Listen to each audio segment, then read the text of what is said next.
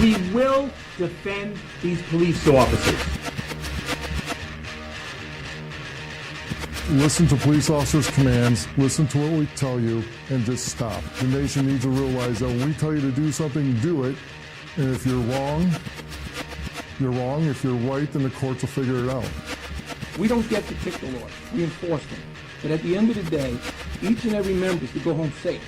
Sometimes the use of force is necessary. You need to comply with the police officer the way the system was meant to be. Comply with the orders of police officers. Resisting arrest is a real and dangerous crime. Nonpartisan Liberty for All. I'm your host, Dave Bourne, and it is May 26, 2016, and we are coming to you live from Las Vegas, Nevada. Thank you for tuning in to Nonpartisan Liberty for All.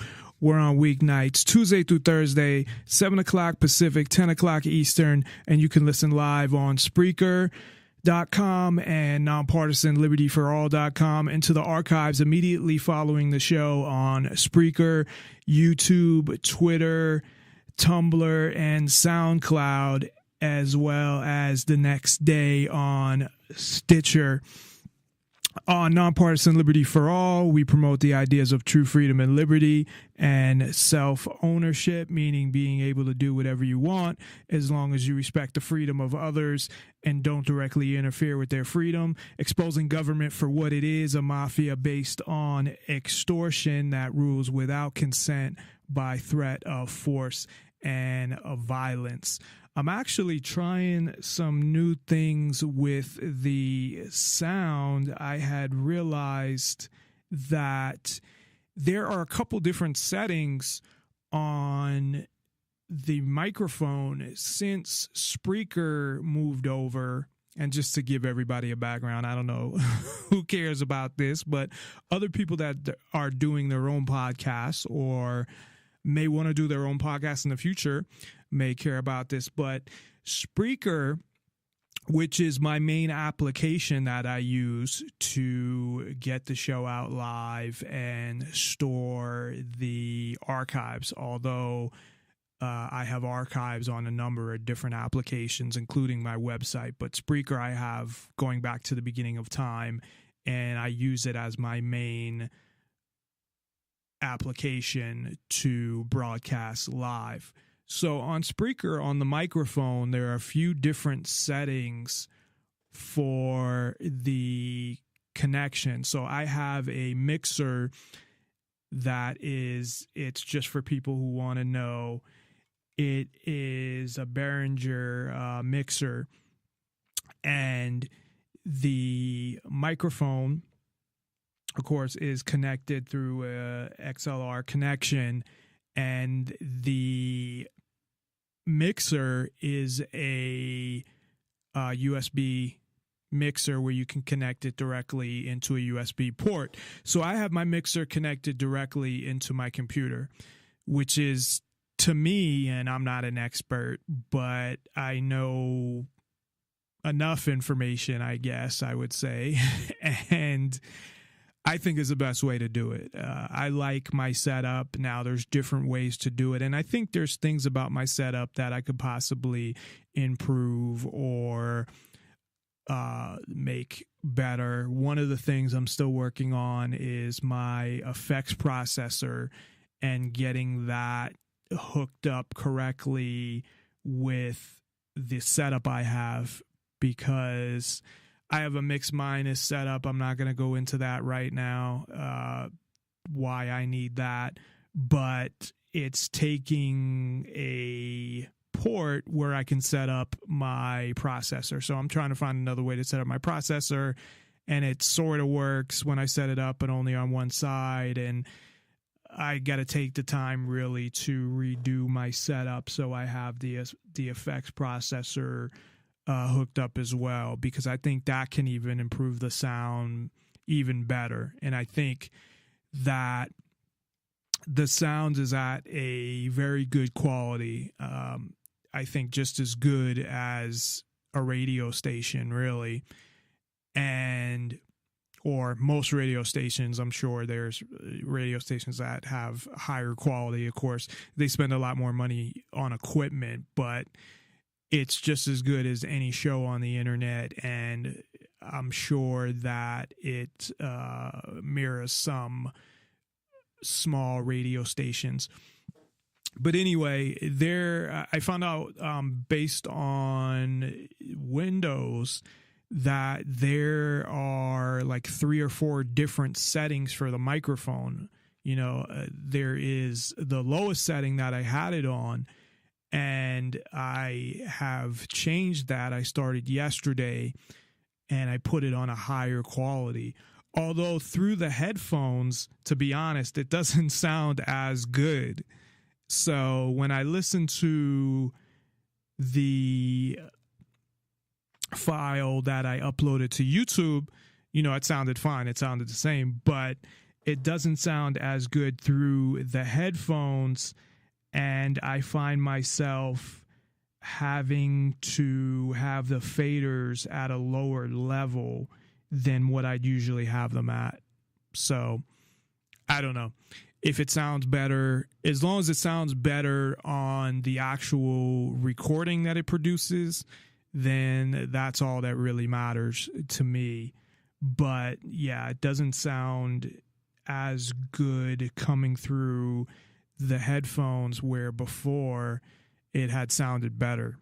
So I don't know that really means anything or that it does, and then I'm gonna listen back to a whole show and be like, oh, this fucking sucks. So because really I think the best place, if I listen to it directly through my computer through the headphones and play it back and see how it sounds, because I don't hear actually what's coming through. So what you guys are hearing, and I think it's on delay as well, but what's coming through to everybody else is not what I'm hearing. I'm hearing what's coming through the mixer and being transferred to the computer into Spreaker. So I'm hearing basically what the mixer is pushing to Spreaker.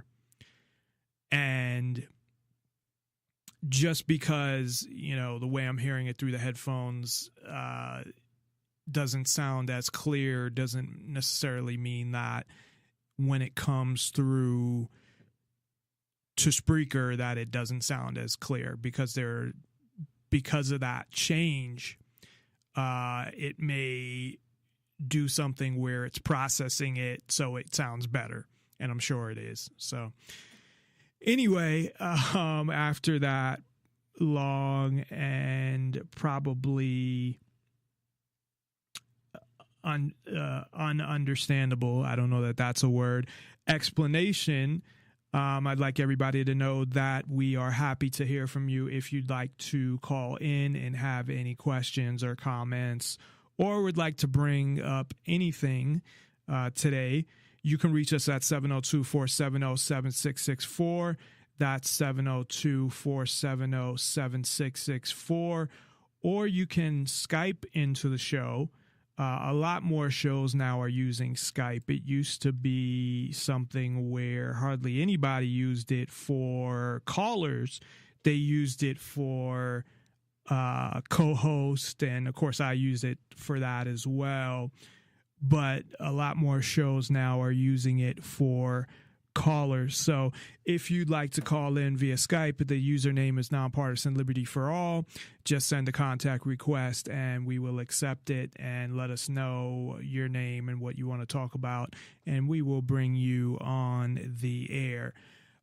Today, there's a number of things I want to talk about. I always have a main topic. Our main topic today is we're going to talk about corporate politics and how they kind of control your life, because obviously without a job, where are you at? And it really affects, of course, families a lot more than it affects, the average single person that doesn't have the same type of responsibilities.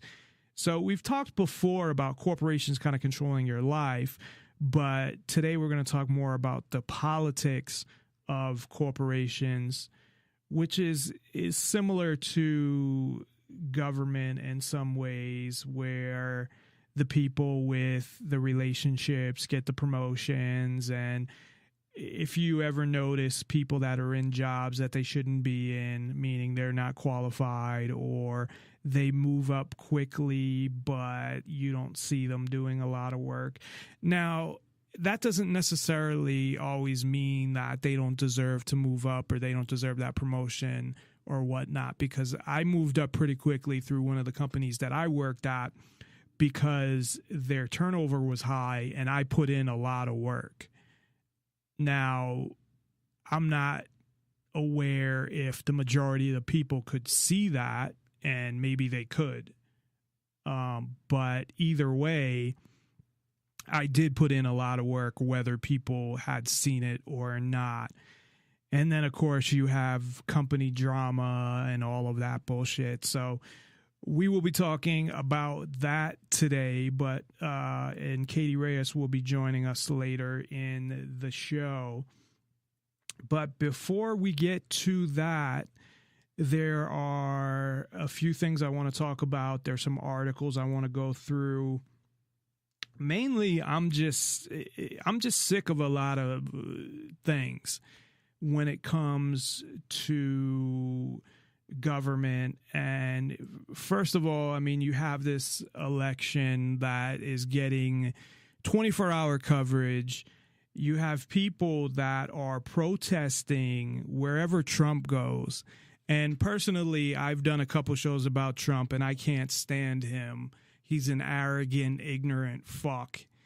And not that I think anything of Hillary neither, but everybody knows what she is. So with Trump, you have these people that are falling into somebody had mentioned, he could end up being the Trojan horse or whatnot. But you have people that, like Alex Jones and people like that are people that follow what the government does and how bad the government is. And it's like Trump is going to save us from the globalists and all this bullshit. And I don't get it. I really don't. And I followed a lot of this stuff. I would listen to all of the YouTube videos, the debates, his town halls. He is totally anti-freedom. He is totally just an arrogant ass who thinks that he's somehow the savior of the world. And it's ridiculous that so many people have fallen into that. And of course, at the same time, people have fallen into the idea that you have to vote for Democrats or Republicans, and you don't. There are other if you really want to vote. Now, of course, voting doesn't mean anything, especially in a presidential election. It's pointless, and it's all rigged anyway. So it really doesn't matter. People that still think that they can solve or improve the system through the system. Maybe at some point, like 100 years ago, you could have done that, but you can't do that now. If you want to change things, you are not going to be able to change things through the system or following their system. They put the rules in place, and they put the rules in place so they have the advantage, and you're not going to beat the system through the people that control it. It's not going to happen. So in order to change anything, you have to go outside the system. You have to do things that aren't part of the system to actually change things. But if you insist on voting, try to brainwash you into, well, there's only the two candidates and you throw your vote away if you vote for somebody else. And really, you throw your vote away if you vote for them. What is the fucking difference? So out of, if half the population votes, and of course half the whole population is not eligible to vote, but say 100 million people vote, how is voting for the Democrat or the Republican not throwing your vote away? If you actually vote for somebody else, it counts more. That person doesn't get as many votes. So you can actually see it there and make some sort of an impact. But somehow people just, I don't know if you just keep saying the same thing over and over again. I know that does work to an extent, repetition, or if it's what it is, but people think you cannot vote for a third party. So I wouldn't even bother voting, but if you want to vote, there's the Libertarian Party. Not like even if they got elected, they'd make a difference anyway. But there's other parties out there as well. And they had talked about, at least Trump, that they were cheating, that the Republican Party was cheating because there were delegates going to Ted Cruz in places where Trump got more votes, or where he didn't, they just gave the delegates to Cruz. And this is not what people are forgetting is these are political parties and their races. Okay. Now they do get federal money. So from that sense, which is fucked up, they shouldn't get any federal money. But from that sense, you could say that, well, the people have a say because they're getting taxpayer money, but they can do whatever they want because they're their own political parties. Because people are stupid enough to set up a system where there's only two political parties, and these political parties can nominate whoever they want for their nominee. Like in other parties, like the Libertarian Party, they don't have the general public vote, and that's who the nominee is, because it's a party. So they say, this is our party, and within our party, we're going to decide who our candidate is. So even if they did it in a way where they didn't have anybody vote, and of course, it would show even more how rigged things are, but they could do that because it's the political party's candidate. And it's just like an independent candidate can go out there and run, or another party can run, or just a bunch of people that are independent can run. But of course, they're not going to get any attention. They're not going to be in any debates. So it shows how the system is totally rigged anyway by these two parties and by the powers that be. So, it's really just to see who the powers that be are going to choose to be the president, and that whoever it is has made a deal and is controlled anyway. And that's just how it is. So there's a couple articles that I wanted to go over in the news that I had come across. You have the Officer of the Year, and Katy has just joined us from work somewhere. Sorry, I ran late. I had a business meeting, so to speak. Uh-oh, my mic is...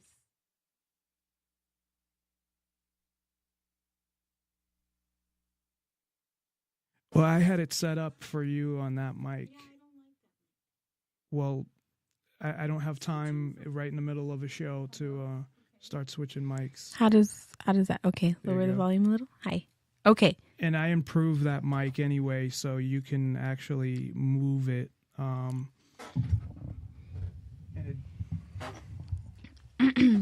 Okay. It's this thing that I don't like. This thing moves now like this. I know, but that's not what I don't like. I don't like this thing because it doesn't stay. Next time. All right. Well, anyways, okay. Use it then. I can't like. I wanted to ask you a question. Because you know more about this stuff than I do before we move on to your topic. Okay, after. What's the difference between a liberal and a libertarian? You don't know the difference? No, that's why I'm asking. Oh, that was kind of loud. A libertarian, depending on, I guess, who you ask now, and that's why I don't use the word libertarian, but some people would consider me a libertarian. People that want limited government, very limited government. Really, to me, I define a libertarian as somebody who doesn't want government, because I don't know how. The main thing is supposed to be the non-aggression principle, which means not aggressing against anybody, but government, with any law they pass, essentially aggresses against people. So I don't know how you could be a libertarian and still be for government, but that's really what a libertarian is. A liberal, what it really was, because there was a classical, they call them classical liberals now, but what a liberal really was similar, but now the liberals are like the progressives, the Democrats. So when someone says liberal, they're talking about, the progressive Democrats that are basically, socialists at this point. So does that answer your question? No. How does it? Because you explained what a libertarian is, but you didn't exactly explain what a liberal was. Well, I said liberals. Like what do they stand for, basically? What's the difference? Socialism, in my opinion. I still don't understand what socialism is. So even though you say that word, I don't understand what that means.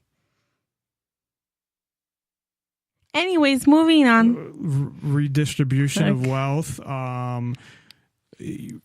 China, Russia. Well, not Russia anymore, but what Russia used to be: communism, socialism. Okay. Basically, taking money from the rich and giving it to the poor. Like Robin Hood? No, not like Robin Hood, but more welfare, more social programs, more things along those lines. So that's Are liberals against guns? Yep. Why? That's what I don't understand. They're for more government. They want government to be involved in your life, it seems like, when it comes to everything except some social issues. I don't understand. Then why are they called liberals? I have no idea. They're really progressives. I don't know why they call them liberals. Okay.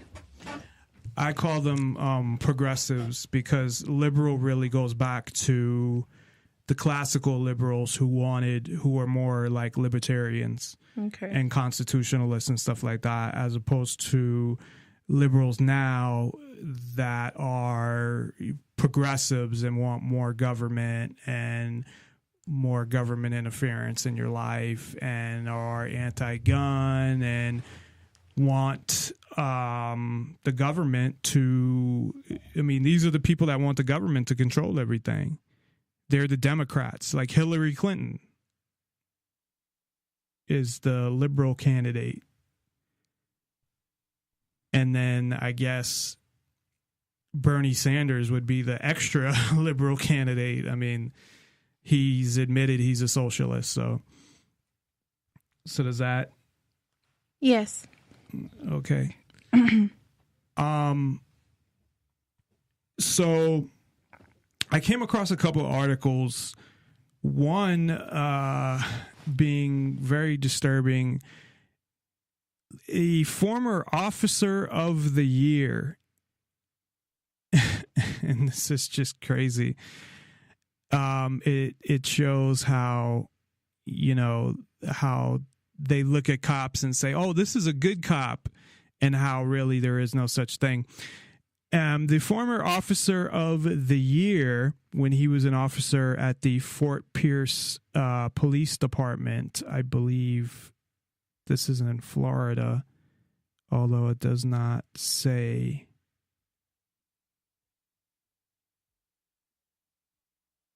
Yeah, I can't find the state. It mentions Champaign, though, so then that might be another state.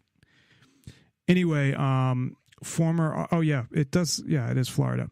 So a former officer of the year in Florida, he was officer of the year in 2011, has been convicted and sentenced to life in prison. See, this is the only times they get in trouble. They don't get in trouble for what they do while they're on the job. They only get in trouble for what they do later, what they do when they're not on the job. And it depends, because a lot of times they won't even get in trouble for that. So it really depends what they're doing when they're not on the job. But usually they don't get in trouble for things they do, when they're not on a job. And usually if you see them get in trouble, it's because they piss somebody off. Like if a cop gets busted for drugs, it's probably because they pissed somebody off, or that they're throwing them under the bus. But there's no way they can ignore this. So this officer actually, not only did he have pictures of minors, child pornography, he was engaged in the production and distribution of them. So he got kids as young as 6 years old. Oh, Jesus. I didn't read through this whole thing because I didn't get a chance, but it says, and this is from the Free Thought Project, that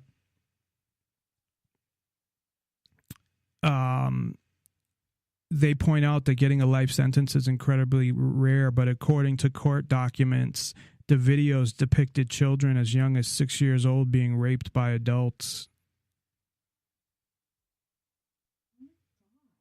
And 3 months later, he'd be arrested for strangling and raping 2 more women. This is even hard to read. So you have somebody who was officer of the year. And this is why I point this out all the time. Like these officers that, they pull you over and give you an attitude and act like assholes, and they call them the good cops. And oh yeah, this cop is a great cop, and it turns out, of course they're not, but most of the time you never find that out. In this case, obviously you do. I personally think that anybody with, and this is even hard to talk about, but if somebody has pictures on their computer, because this happens a lot, where people will get arrested for having pictures on the computer of kids under 18 or whatnot, and you don't know if they were actually trying to look for them on purpose or what happened. And that's a great way to frame somebody too. So, I mean, I think possession of something like that, I don't think that it should be illegal. I don't. But if you're creating the fucking thing, that's a whole nother story. If you're creating the pictures, if you're taking the pictures, and we're not just talking about taking pictures of kids, but also rape of kids 6 and younger, and I don't even really know what to say about that. I don't know, Katie. I've always been very disturbed by child prostitution and pornography. I don't even like to talk about it. What do you think, though, about, never mind this case, because this is just, I don't know what to say about that. Although, again, it, shows another cop that is a fucking criminal, like most of them are. But do you think somebody should be charged with a crime for having pictures on their computer if they didn't create the pictures? Like, if they went on the internet and went to a website and there were pictures on the website. Because a lot of times, see, this is where I think it's kind of fucked up, because you could end up going to a site and go to the wrong site, or you could have somebody plant pictures on your computer, like open an email and then pictures pop up, and people have done that, to frame people. So you have that. And then, people are going to say this is fucked up, but I still don't think, even if you went out and looked at them and somebody else posted them out there, I do think obviously that's fucking sick, but I don't think it's illegal unless you were the one who put them out there in the first place. And, if you share them, I think that, if you're distributing them to people, but if you just look them up on a website and they're already there. So even if a person doesn't intend to look for them, they can get arrested for looking them up? Yeah, if you have child pornography on your computer, like the search history, if you go to a website, yeah, the FBI actually, because this happened at Free Talk Live, they claim that at the Free Talk Live studios, which is probably the biggest freedom and liberty oriented show in the country, if not the world, they said that somebody from the studio went to this website. The FBI was running the website. What they did was they busted a child porn website, and then they kept it running for about 2 weeks after that, which is pretty fucked up. So basically, the FBI was distributing pornography for at least a couple weeks. See, they should have shut it down completely, because right, then they should have shut it down right away. They're essentially breaking the law as well. Right, but they're the FBI, so they don't give a fuck if they break the law. But yeah, you're right. They just wanted to arrest more people. That's what they would say, that they kept it up. So why don't they just continuously keep it up and continue to arrest people? Why shut it down at all? Why not just create a pornography website themselves? They're breaking the law. Because that's fucked up. Because they're doing the same thing they're arresting people for. They're showing pictures of kids. That's fucked up. They're breaking the law. They should have shut it down immediately. Right. So what they did was they kept it up during that time. So I think, of course, anybody running a website that is distributing pictures and stuff like that. My opinion is, yes, it should be illegal to be like a member of those websites. But if you stumble across it by accident, I don't think that that's wrong. I don't think someone should be arrested for that. But they would be. That's the whole point. Yeah, that's wrong. It's different if you intend to be a member for the website and pay for photos because you're condoning the crime. Just like snuff films, where people get, I don't know, they're all different, but I guess they get raped and then they get killed. Kill people. Yeah, they kill them and they get off on that. That's, I feel that should be illegal. So being a member to purchase photos or, pay to be able to view photos, you're intentional in, God, I can't say that word. intentionally, yes, wanting to see these photos, and I think that's wrong. But I mean, if there's websites where, they're free and you stumble across them by accident, like, I don't think I don't think someone should get arrested for that. No, I don't think so neither. Or like if someone shares a photo, like sends them to your email and you're going to open them up, it's your email, that's not fair. How can they prove that you wanted those photos? If you open the email and it automatically saves it to your computer or puts it in the history or something like that. And that's... Can they prove that that happens? Well, they can write programs where... Can't they, research the program if that's what happened? I don't know. They probably wouldn't care anyway. Because they should care. I think the people that they were doing it to, the FBI was doing it. So the FBI was doing it. I think that's what happened with Free Talk Live as well. See, that's wrong. Well, of course it is, but they don't care. They do whatever they want to do. But don't you think that, like, for example, you have your defendant, Free Talk Live, they could hire someone to, do that research. Like, they have a right. It's the evidence. In court, they could have their own software tech. Right, but that may cost money, or I don't know what's happened with the case because I haven't listened to the show. Or even like because the government, it shouldn't just be the government shouldn't just want to find you guilty no matter what. They should want to find like absolute certainty that someone is guilty, and I think the government themselves they don't should do care that. In any case. Absolutely. Why wouldn't they? That's the purpose. That's the purpose of... You mean beyond a reasonable doubt? They don't care.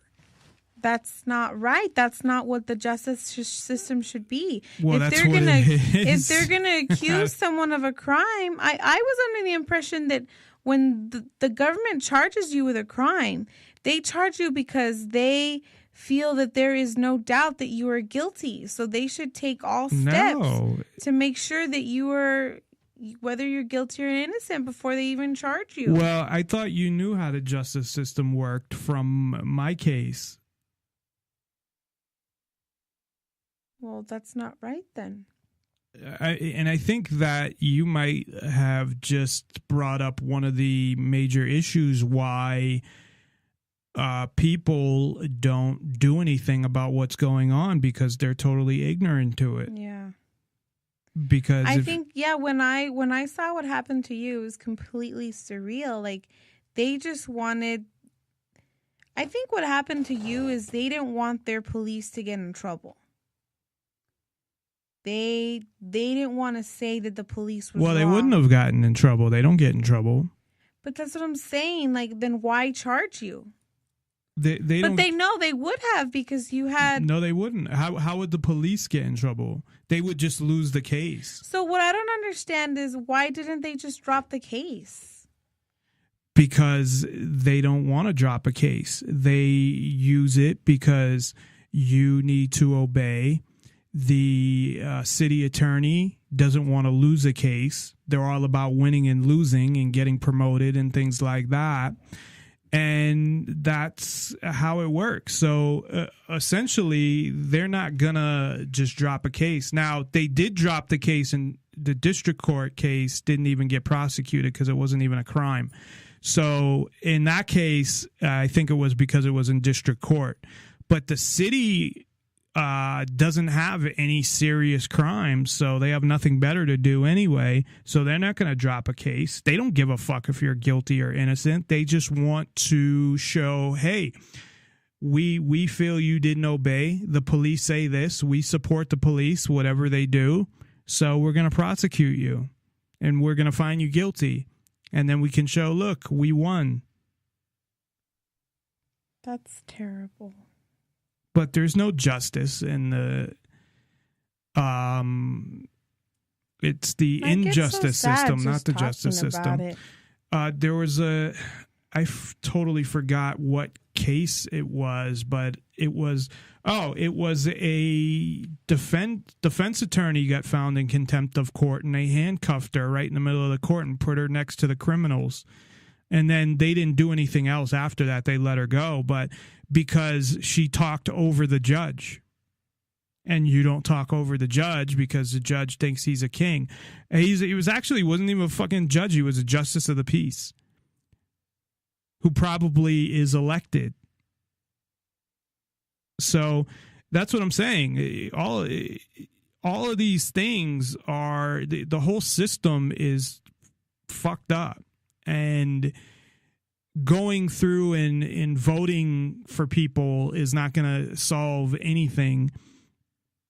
All it's going to do is waste your fucking time. And I was talking about earlier that you have people protesting Trump.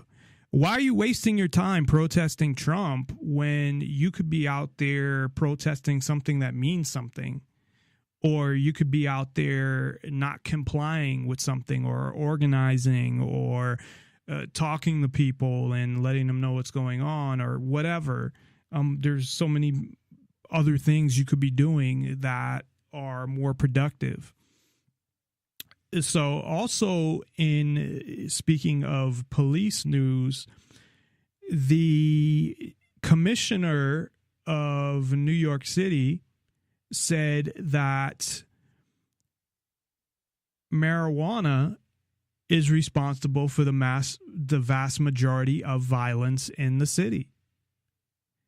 So even though they still, of course, keep it illegal in New York City, and I had just watched a documentary, which is, of course, a propagandized documentary on marijuana in Boston, but I think there was one in New York City as well, or that might have been on multiple drugs, but I know they talked about marijuana. But the majority of violence that they're saying is related to marijuana. So if all these states are legalizing marijuana, then, I guess if you have a certain amount, you get like a ticket of something. It says currently New Yorkers will only be fined if found in possession of 25 grams or less. So if you have 25 grams or less, it's against the law, but you just get a fine. But anything else, if you're selling it or you have more than that, then, it's a crime. But to and I actually referred to a SoundCloud user. Speaking of SoundCloud, our show is on SoundCloud. If you're a SoundCloud user, you can listen to the show on SoundCloud. But yeah, he said that the majority of crime or the majority of violence, that pot is responsible for it. Yet they sit there and just, let it be illegal and let the violence and the crime continue. So obviously their goal is not to eliminate violence or decrease violence, because if it was, then they would have to look into that. Now, of course, the cops say we don't make the laws, we just enforce them. However, anytime it comes to drugs, they are lobbyists against them. And there's evidence of that, them going to courts, them talking with mayors, city councils. They always go in and say that they believe, they give statistics and things like that they believe, if this drug was to be legalized, then it would be bad. Well, it would be bad for them because it would cut into their business. And part of their business may be getting paid off for that drug too. You know, drug dealers pay off police as well. So you have that factor.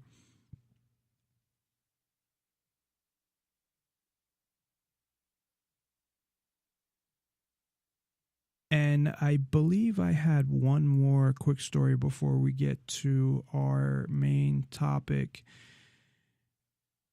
Yes, in Tampa, and this is a really long, no, this is not as long as I thought it was. The other stories were longer. In Tampa, special operation troops from more than a dozen countries jumped out of helicopters, jumped off of buildings, and expended hundreds of rounds of ammunition as they attempted to rescue the mayor of Florida City. Of this Florida city being Tampa. This was an operation. You don't know how many of these operations that they do, or they have a name for them, where they're not real, but they're practices. They do them at schools all the time.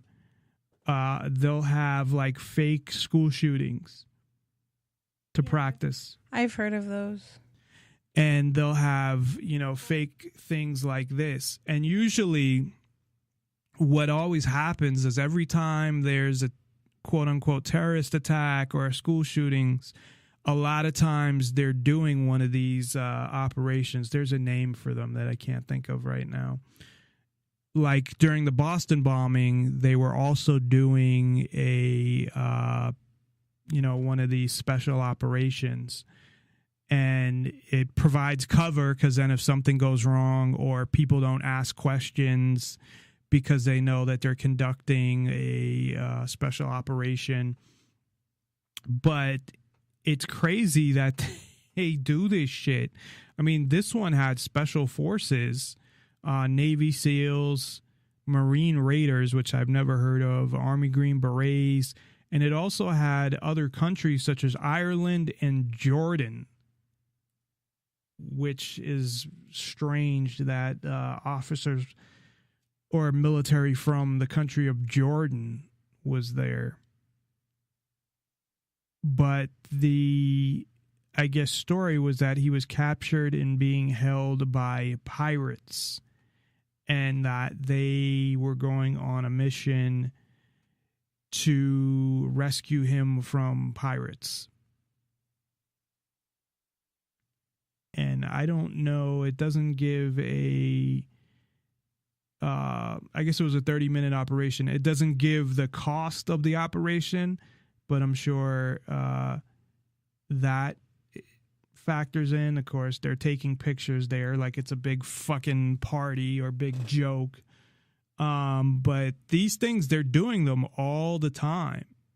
And again, if you look at when actual things happened, like again, the Boston bombing, there was it's bothering me that I can't think of the word. There's a specific word for it, but they were doing one during the Boston bombing. So tax dollars, I guess, well spent. And why they're doing this and what they're preparing for, just like they had Jade Helm over the summer, where they had over the course of 3 months I think it was 2 or 3 months, in 7 or 8 states, they had all these special forces that were sort of undercover, but going around doing training. It was very strange. And nothing on that. It was the size of the operation that was kind of unprecedented, that they've never done an operation that big. They do these small ones all the time, but not a big one like that. So anyways, we're going to take a quick break. When we come back, we will talk about our main topic for the night, the corporations and politics and how they pretty much control your life. So we will talk all about that when we get back. If you'd like to call in, again, 702-470-7664. That's 702-470-7664. Or you can Skype into the show, username Nonpartisan Liberty for All, and check us out at nonpartisanlibertyforall.com. And we will be right back after this, if I can find what I would like to play.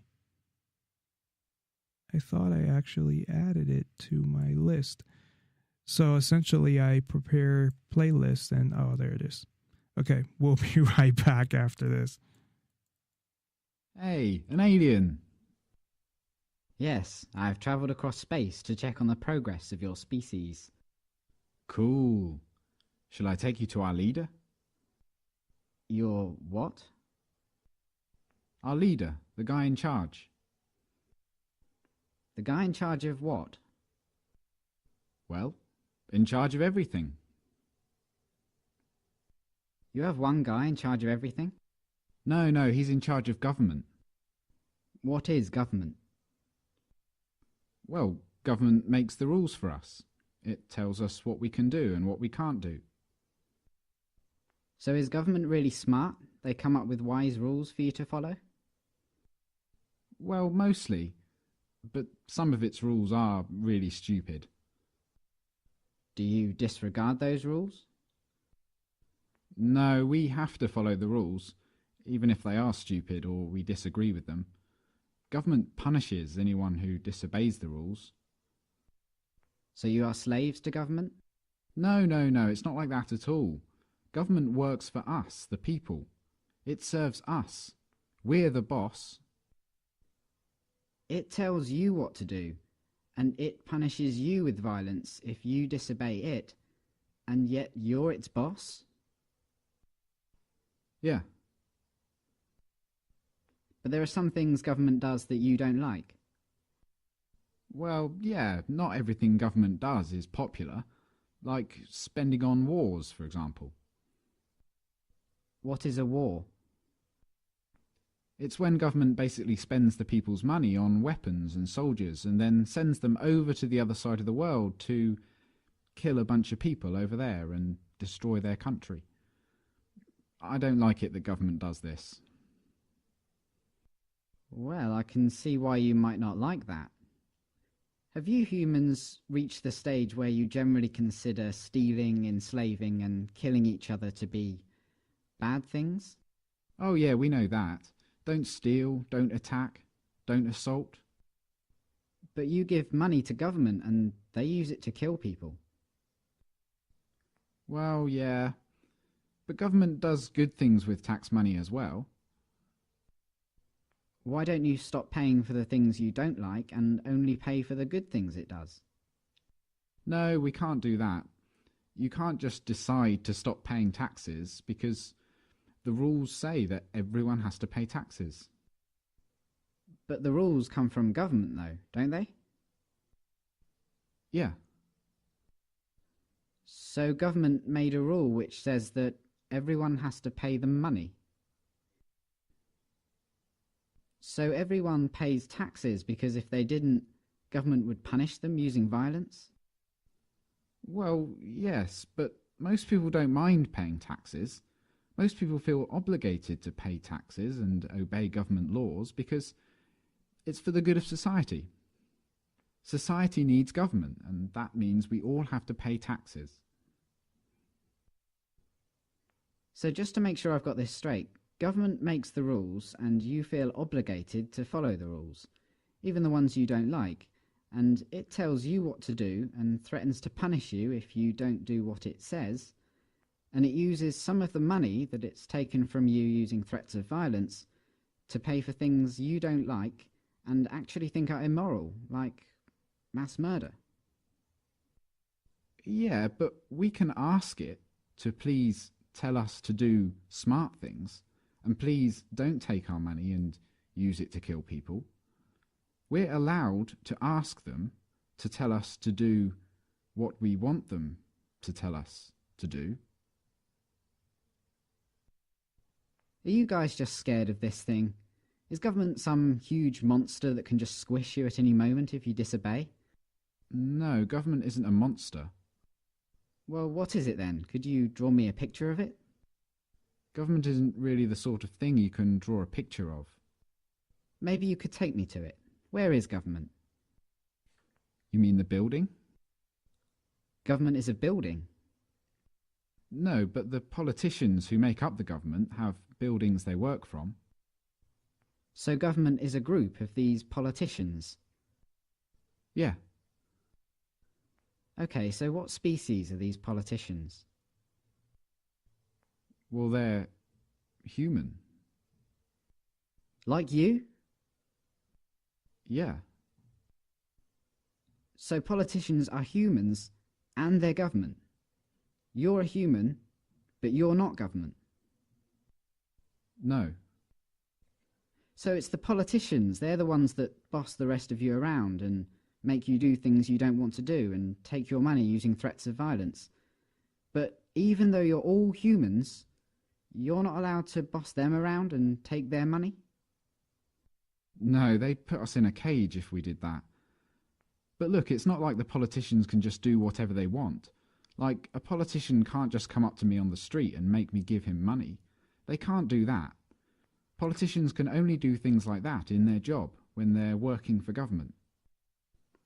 Oh, so politicians aren't government, they just work for government. Yeah. Okay, so government isn't a monster, and it isn't a building, and it's not politicians, it's something else. And it employs politicians, who are just regular humans, who get to order everyone else around and take their money.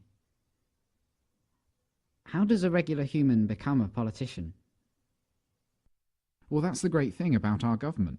It's a democracy, and that means that the people actually have the power, because we get to decide who among us get to be the politicians. We get to vote. And if a politician starts doing things we don't like, we can just replace him with someone else at the next election. So the people that get chosen to be politicians only get to boss people around and take their money for a short time, and then they go back to being regular humans? Exactly. That sounds like a powerful position to be in. But if you get to choose who does that, I assume that politicians are always the wisest, most honest, caring and respected people among you. Well, no, not really. I wouldn't say politicians are known for being honest, or wise, or caring. And they're certainly not the most respected people among us. Come to think of it, most politicians are lying, power-hungry crooks. The ones you chose? Yeah, they're always doing things we don't like. They use taxpayers' money to enrich themselves and their friends, and they never keep their promises to voters. They've been caught stealing and lying and taking bribes, and they mostly do what the big corporations want. Yeah, they're always doing stuff like that. They're completely corrupt. They're a bunch of lying crooks. But you said that most humans know that stealing and beating each other up and killing are wrong. And you said that you have the power because you can change who's in charge. So why don't you just replace the lying, thieving, murderous, crooked politicians with some regular people? Well, we don't try to elect lying crooks.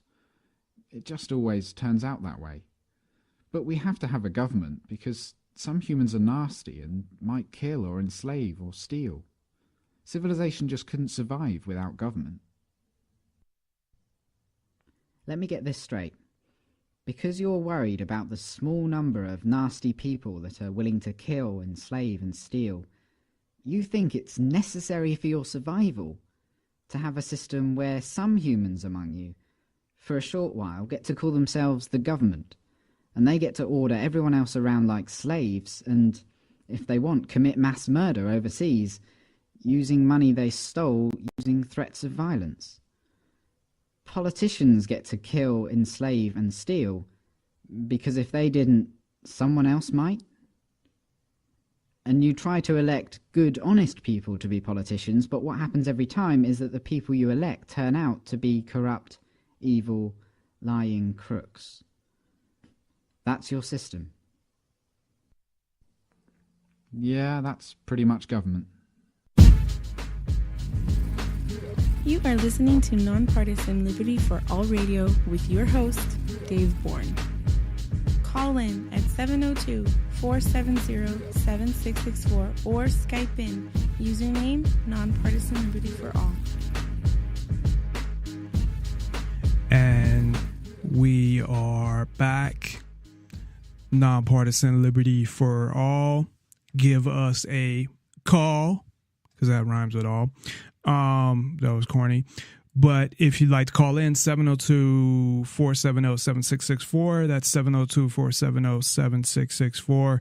Or Skype in, username Nonpartisan Liberty for All, and send a contact request. Sometimes I get contact requests, but they're not during the show, and I think they're like those girls that send you contact requests because they're trying to promote their their business, where they just get naked and you pay them money or something. So I usually ask them if they're like, oh, are you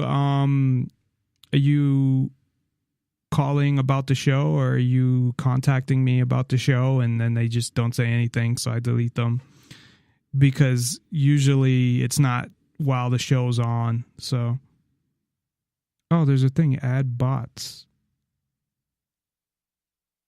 Can you not add bots? That's what they would call them, like bots. Like they had automatic robots that would go out and try to promote shit. Anyway, we are back, and we are going to talk all about corporations, which I don't know what the ratio is now of small businesses to corporations, because you don't see a lot of small businesses, period. Most of them are, big corporations that have franchises, or are just big corporations without franchises. It depends on the business. Like, you will see bars and restaurants, but even restaurants are getting more corporate. Like, you have Applebee's and places like that, and even bars like Buffalo Wild Wings and Dave and Buster's. And it's like and people only look at the positive side to that. They look at, oh, well, we travel and we can just go to, first of all, I don't know why you'd want to go to the same place when you travel that you can just go to down the street from your house. But they're like, oh, they have this, so we can just go, here. And we're going to get to a point where everything's corporate and it's owned by, 10 corporations. And if you fuck up with a couple of those corporations, you won't be able to get a fucking job, because it's like a small amount of corporations controlling everything. But how do you define a corporation? I'm sorry, I had your mic down for part of that. You said, how do you define a corporation? Yeah. Well, the real definition of a corporation is just from the legal standpoint of they filed as a corporation. What's the difference between a private owned business and a public owned business? A privately owned business could technically be a corporation, or could be an S corp, because it's really just their business filings. So most people don't know that. I know that because I have an MBA. That's one of the few things I remember. I don't remember much else. And I don't even think I learned that in my MBA. I think I learned that in my recording industry as a business class that I took from my undergraduate. But I think we probably talked about that in one of the classes. There's a number of types of businesses.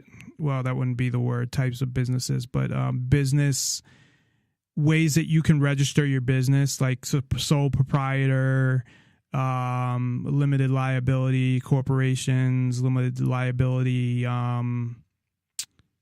companies,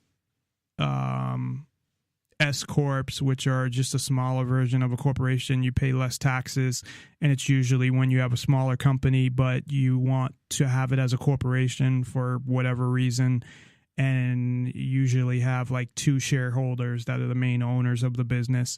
But yeah, I wouldn't consider that a corporation, even though technically it is a corporation. I'm talking about these big, huge companies is really what I'm talking about. I say corporation, but it may be legally a corporation, but there may be 2 owners. And yes, from a legal standpoint, it's a corporation, but it's not really what I'm talking about.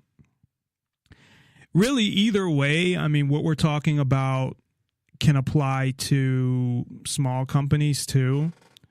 But you seem to have the whole political aspect more in big corporations than in smaller companies, because in smaller companies they're smaller, and if it's a company where, say, a restaurant or something, and everybody knows each other and they know the owner, and it's more of a close-knit type thing as opposed to, you know, a big corporation. And it depends how big the corporation is as well, of course. But most companies that are a certain size have that whole political aspect to it, where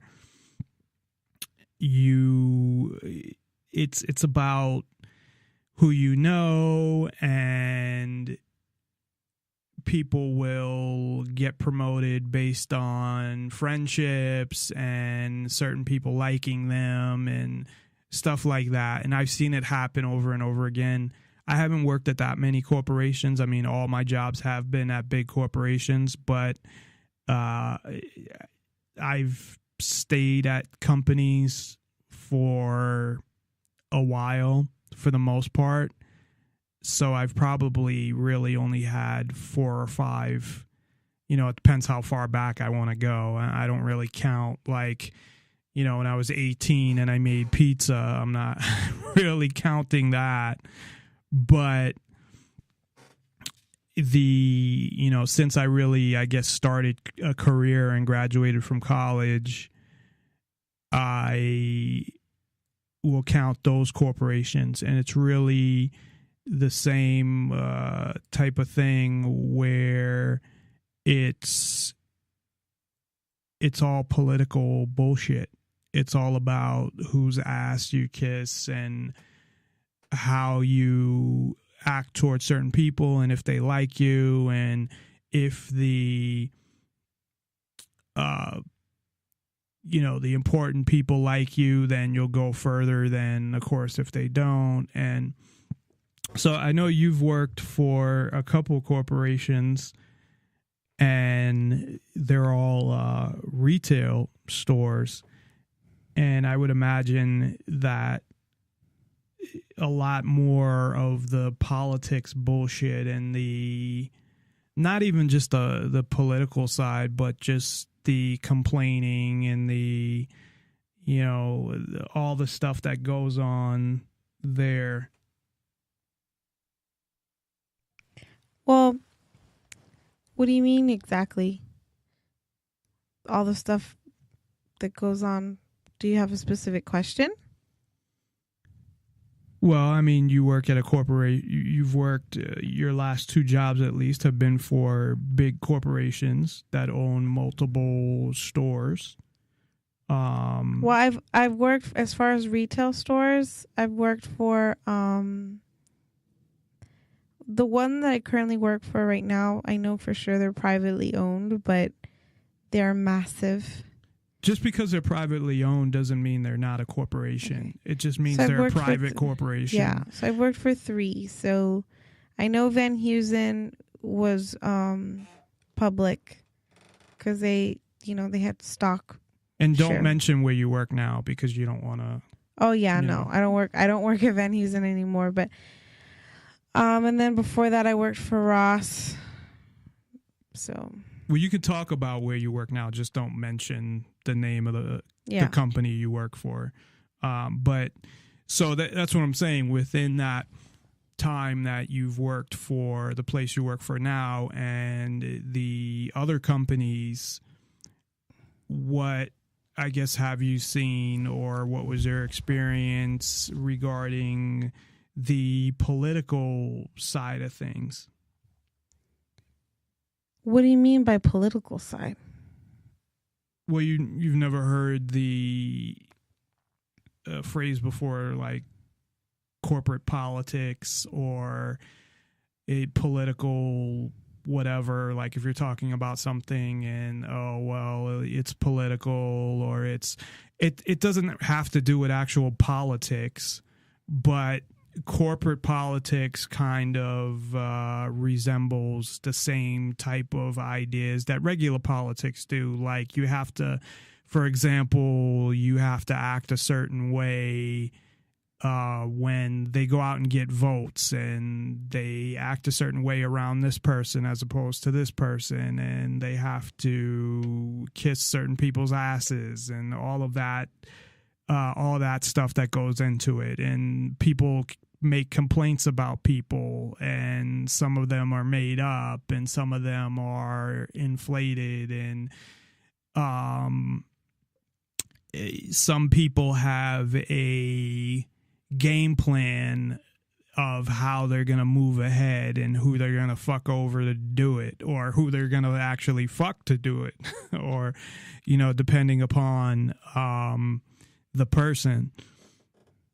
Yeah, I've seen. So what are some of the types of experiences that you've had or that you've seen while working for different companies? Well, not necessarily. Well, where I am right now, I have a manager who's, I don't want to say she's a nut. She's just different. And a lot of people really don't take to her too much. Even me, I have the luxury of keeping my distance because we have several different stores. So, and I'm in one store and she's mainly in another store.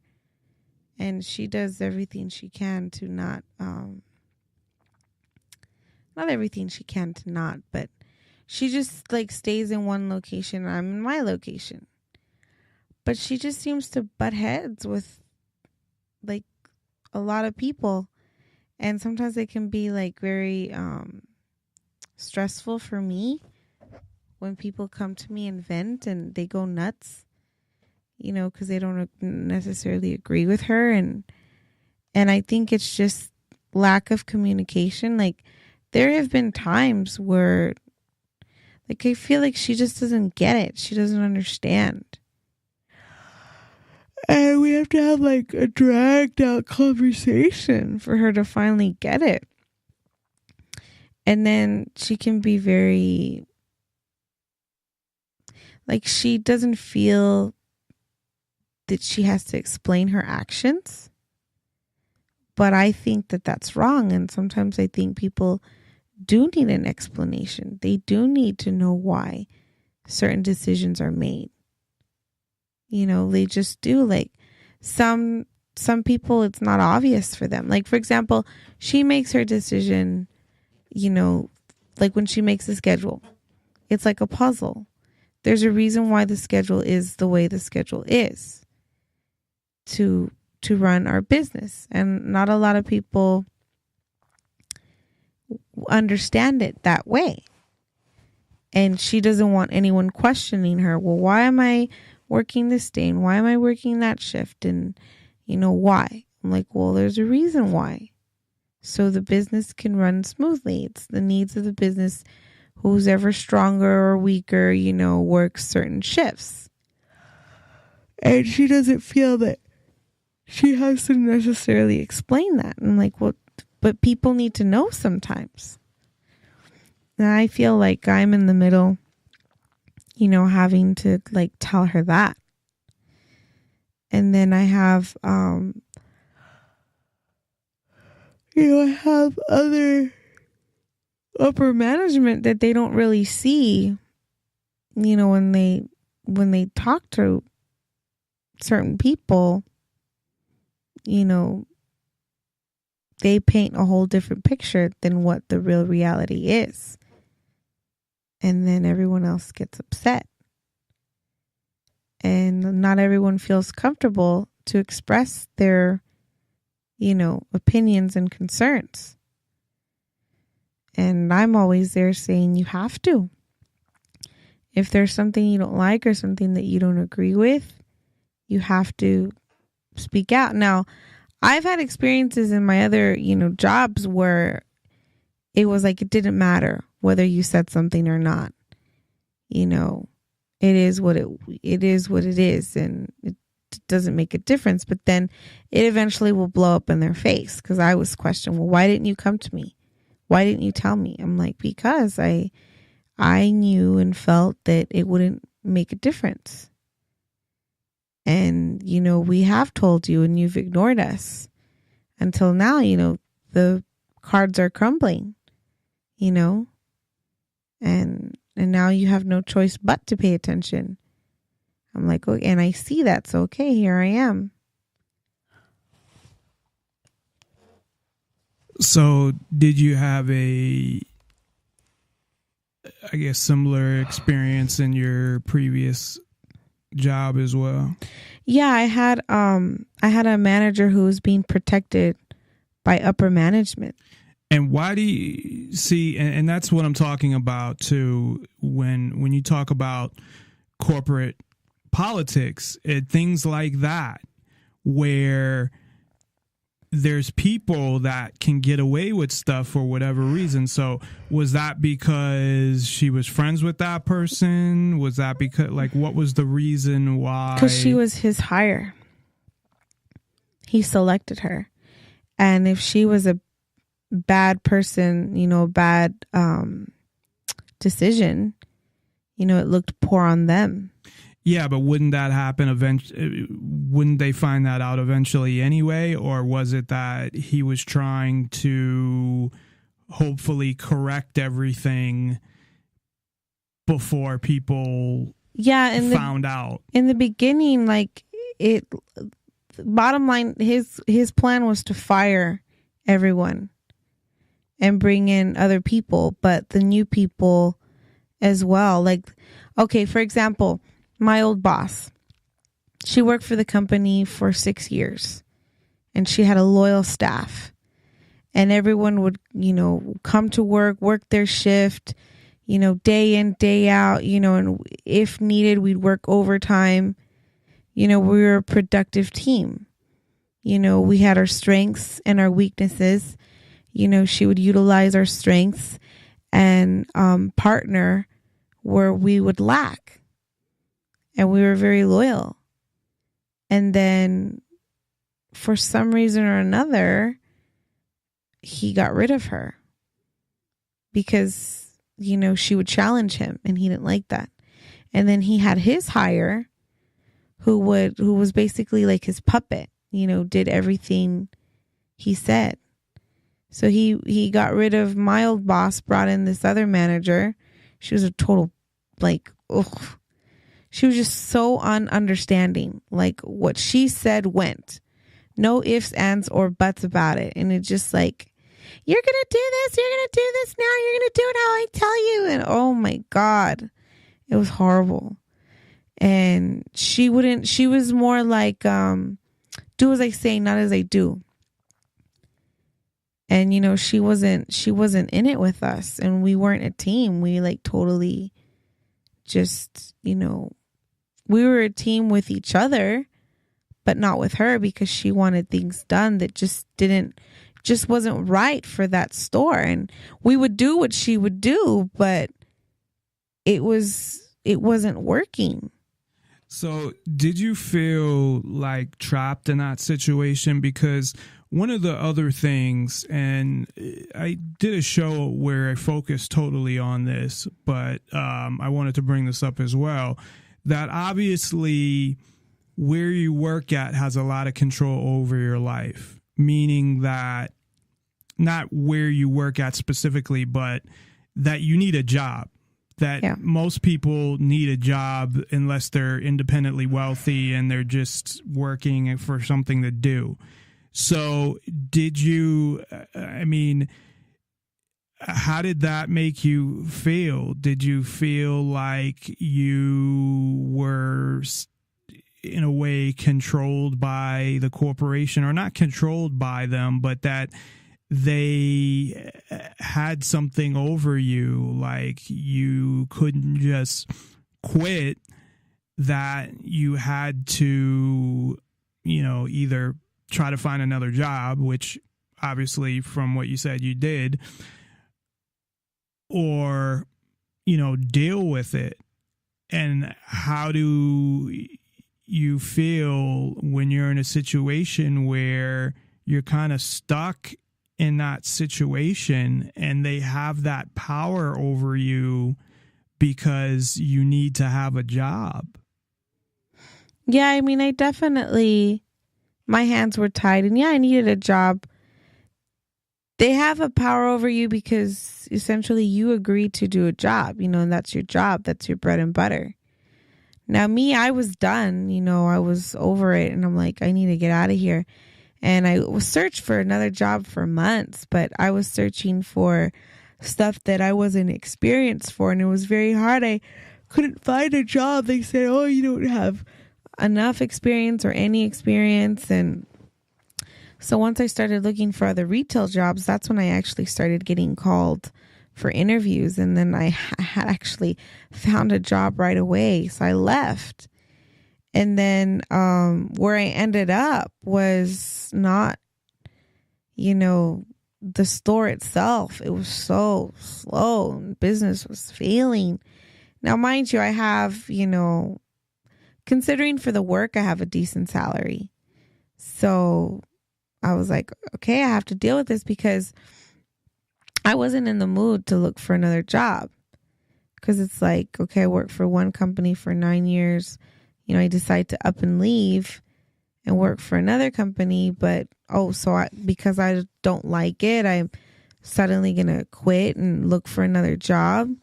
No, so I put it in. I said, okay, you know, give it 6 months, you know, at least that'll show my dedication. You know, I gave it a shot. And then next thing I know, another 6 months goes by. And I mean, I do like my job. I hate how it's really slow. But you're right. I can't just, you know, the days that I don't like my job, I can't just quit. You know, it's my job, and, you know, it pays my bills. But I, you know, I made an agreement. They hired me, and I agreed to do a job. But you can always, you know, just 'cause you agree to something, you can always break that agreement. No, when it comes I to can. jobs. No, I can. But it's like right now, I'm not exactly in a state where I want to leave. I've been there a year. So if I was to look for another job, you know, I would have credibility because I stuck it out for a year. You know, that shows that I have, you know, sense of loyalty, and I'm not just going to abandon my position, you know. So if I was to look for another job and they wanted to hire me, they could say, okay, yeah, she doesn't like this place, but, you know, she tried, you know, she worked for a year. She's just not going to up and leave. Right. Well, it's good anyway to have on your resume, like, a stable job history where you've been at places for a certain amount of time. But I'm asking you too more about, so you have, I'll call it not a system, but say the system of people are expected to, you know, go to school, graduate at least high school, maybe college, then get a job, get married, have kids. It's like there's a system that has been put in place in a way that people are pressured to succumb to and live that way. Now,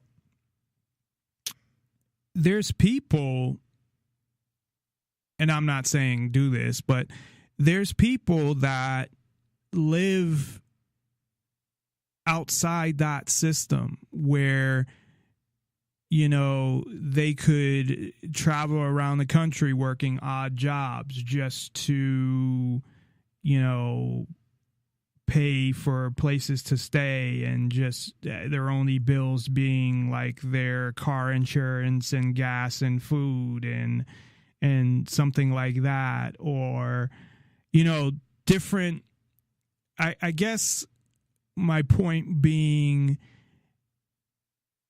that everybody feels, or the majority of people feel, that they're trapped in this kind of this system of you go to work every day and you work, you know, whatever, 9 to 5, or, you know, I know with your schedule is a little different, but, you know, it's still a normal type schedule.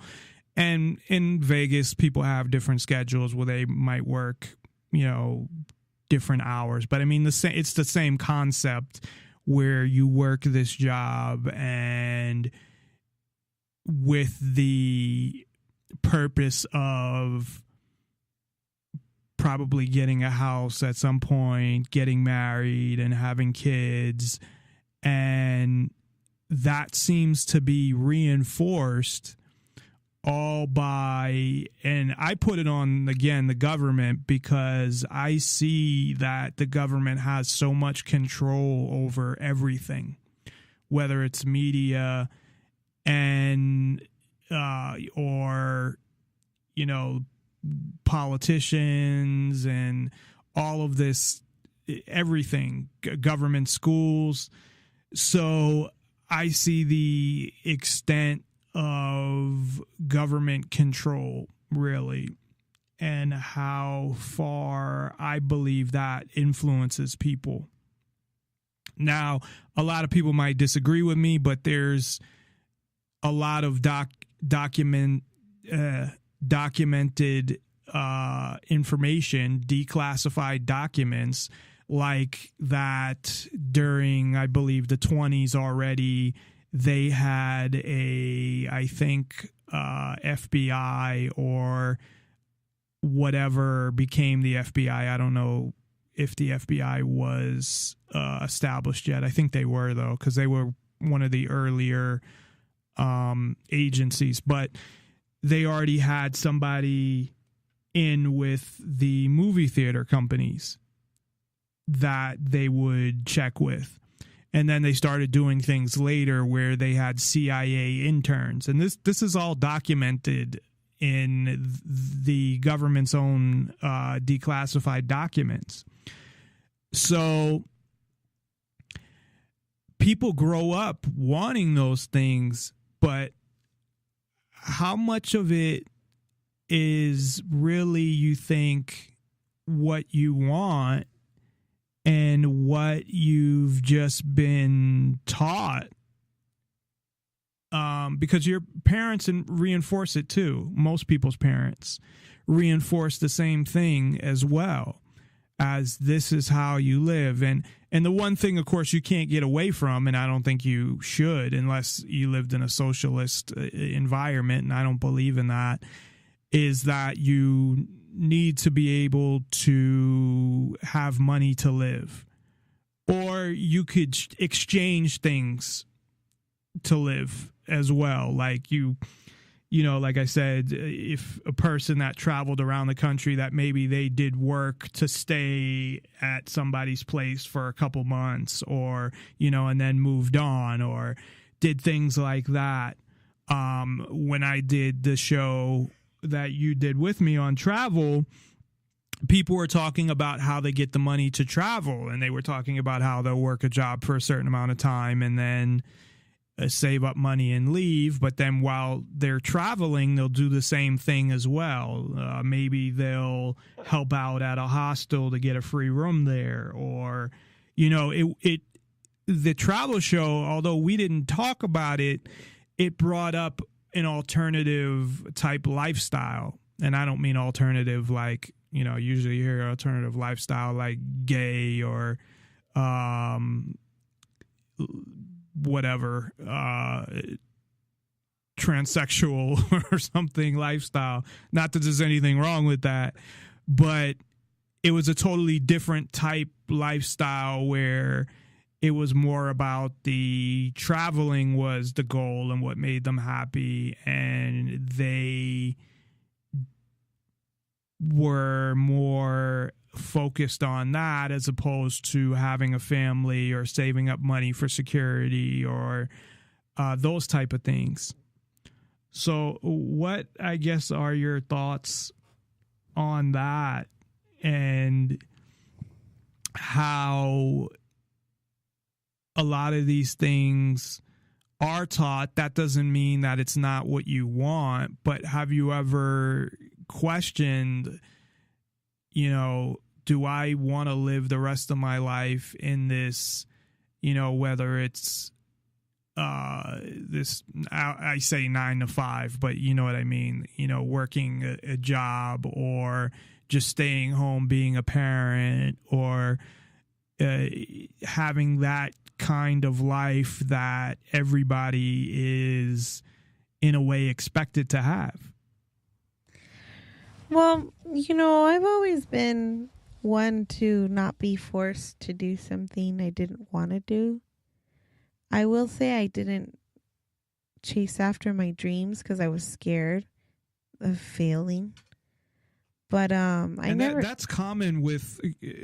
Hold on for a sec, because I wanna ask you about that, because that's common in a lot of people, and I think even to an extent that affected me as well. Not consciously. I don't think I consciously thought, you know, I'm too scared to pursue certain dreams, but I'm sure it subconsciously affected it. So why do you think that is, and what specifically stopped you, and how were the dreams different from what you're doing? Well, a lot of it was like I didn't know where to start. I didn't know, like, how am I going to get connections and contacts, you know, because I've never been one to market myself. I found myself perfectly happy, you know, when going on my job interviews and applying for a job, and they say, okay, this is what is expected of the job. I was like, okay, I'll do that in exchange for money. And I did have my mom, you know, I was working this retail job, and I had the potential to become a manager, and I didn't even know it, you know, because I cared about my job, because my job paid my bills.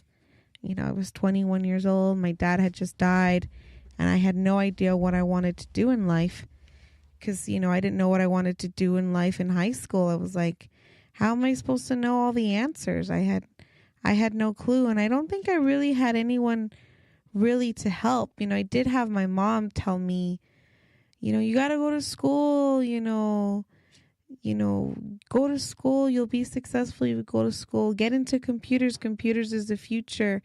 And she was right. But I didn't have anyone to explain to me why. You know, I didn't have anyone to tell me, okay, if you develop computer skills, you can, you know, you'll get a better job where you work better hours, you know, Monday through Friday, 9 to 5, you know, weekends off, paid holidays. Hell, if I had someone tell me that, like my schedule, like your job, I'm working 7 to 4. Well, I'm on salary. You know, but I had no clue what I wanted to do. No one, you know, really talked to me. Now, my parents were different because they didn't have jobs that worked out like that. Like, for example, my mother worked this, in a convenience store. She was the head of a deli. Yeah, she worked 6 to 2, weekends off, but she could never travel during holidays. It was, or if she could, my dad couldn't, because my dad worked construction. He mostly worked the union. And sometimes, if he was laid off, we couldn't travel, or if he had a job, we couldn't travel. So I grew up is like, work is life. Life is work. Work comes first. Work pays the bills, puts the food on the table. And then I ended up getting in a job in retail. I have never celebrated a holiday with my family. Never. Not since I was a kid, not since I started working. Even me and my mom, like sometimes we would celebrate Thanksgiving like the day before or the day after. Because in our job, to work holidays, we'd get paid time and a half. We would prefer the money over, having the holiday off. And then I meet you, and you have all these, this nice schedule. And you're like, it's important. The holidays are important. I'm like, no, it's not. Not to me. Making that extra money is important. I set out for an office job from the beginning. I mean, I started by getting involved in data entry. And I actually got lucky, really, because I went to one of those temp agencies and they tested me on my data entry skills. And I ended up getting this job. And fortunately for me, it worked out. My boss actually at one point fell in love with me. So literally. So it ended up working out really well. And then from there, of course, I was able to get office jobs from that experience and, led me to, of course, I went to college. I have a master's degree in business. So that, with the experience of data entry and working in an office environment kind of took me, I guess to where I'm at now. But well, as I was saying, like to you, having that day, having a holiday off, to spend it with your loved ones is a luxury you had. Right. Like this weekend is Memorial Day and I have Monday off. And me being in retail, I used to get paid time and a half, for work. Salary, and now I'm on salary and I have to work regardless. But, that's what it is. I took this responsibility because I didn't want to be at my other job. I just couldn't take it anymore. And it's the agreement you sign on for. And then I have to think about it. I'm like, well, am I willing to change careers? And that means having to take a pay cut, having to start from the bottom. And who's to say you'd even be successful at it? It's scary. Well, one of the things that is they're saying is going to happen maybe in 10 years or less. And I think this is the last industry I think it to happen in because you need to try things on. But, everything going online. And to me, again, I mean, the only clothes I buy online is like jerseys or something like that. I don't buy pants online because I want to try them on. But if they come up with some technology that will allow you to somehow see how pants fit you without having to try them on. Now, I don't know what type of technology is out there or what they're working on or any of that, but that may lead to the close of some retail stores. I think that would be way in the future. Before you mention anything, because I want to take a quick break, and then when we come back, I want to talk about that because it's starting already with Wendy's is gonna put in automated servers, or order takers, but that's a lot different than when it comes to things like retail and when you're talking about clothes. And I don't see how they could do it with clothes, but maybe it's possible, and we can talk about that when we get back. Nonpartisan, the liberty for all. Again, check us out at nonpartisanlibertyforall.com. You can also check out all the archives at Spreaker.com. Every single show we have done. We are now over 300 shows. Tuesday was show number 300. So there are over 300 shows to listen to. And a lot of the shows are not, I guess, time. I'm trying to think of how to explain it. I was going to say time sensitive, but that's not. Like, a lot of the shows you can listen to and they don't necessarily have to be listened to at the time they were done. They're not related to current events, a lot of them. A lot of them are more philosophical type shows because, of course, current events, would you want to listen to a show from a year ago that's talking about what's going on in the news? Probably not.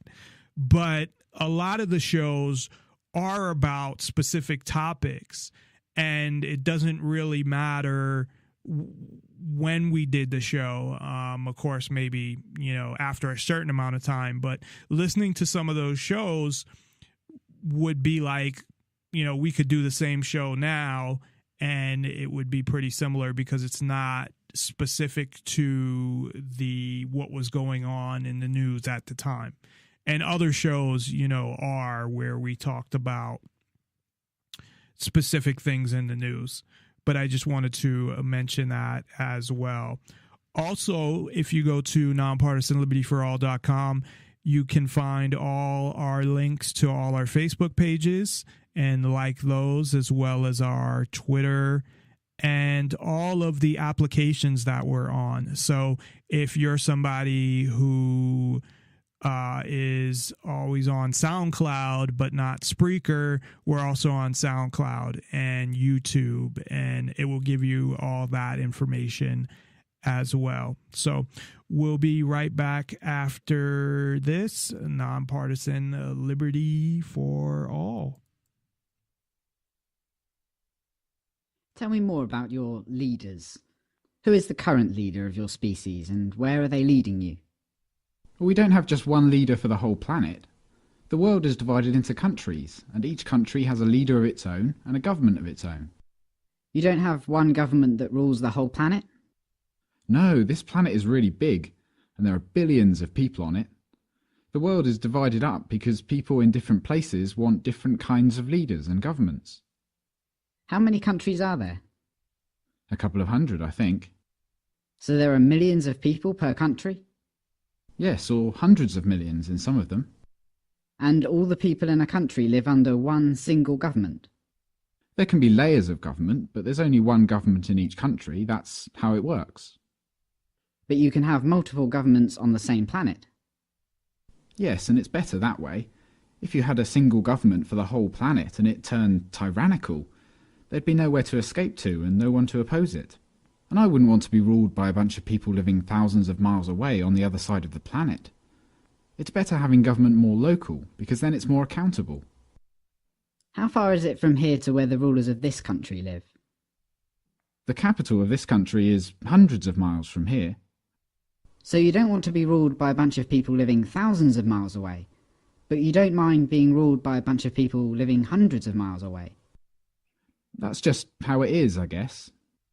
Why don't you and your neighbours set up your own country here, so you can keep a close eye on what the individuals acting as your government are doing? I don't think our government would allow us to do that. So you have these countries, some big and some small, and the individuals living in each country separately choose which people are going to be their politicians and act as government of that country. Yes, although not everyone is lucky enough to live in a country where we get to choose our leaders. A lot of countries have kings or dictators or warlords running their government. People in undemocratic countries don't get to choose their leaders. So you consider yourself lucky because you live under a democratic government, where you, along with millions of other people, get to vote, and whoever gets the highest number of votes becomes leader of the government, the gang that tells you what to do and robs you. Yes, but there's more to it than that. Democracy isn't the only thing that's great about the government of this country. In fact, democracy itself is not an ideal system at all, everyone knows that. With a pure democracy, the majority rules, because the politicians do whatever the majority of people want them to do, and this can be a problem for minorities. We know this.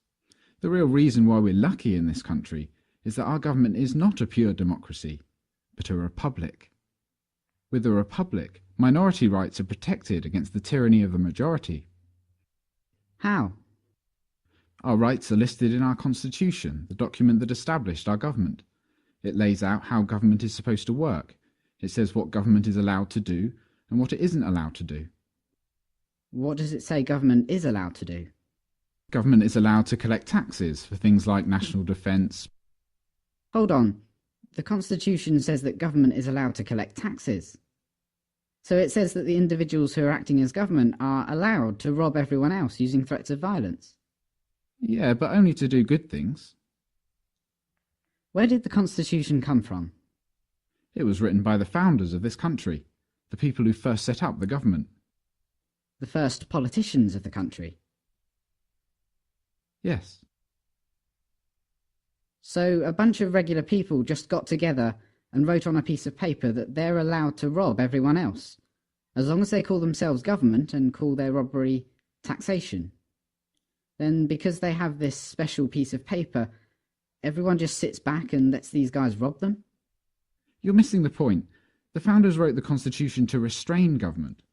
They made sure there was a separation of powers, so there were checks and balances in the system. They did this to strictly limit the power, size and scope of government. They made a list of things the government can do and must do, and everything else the government can't do.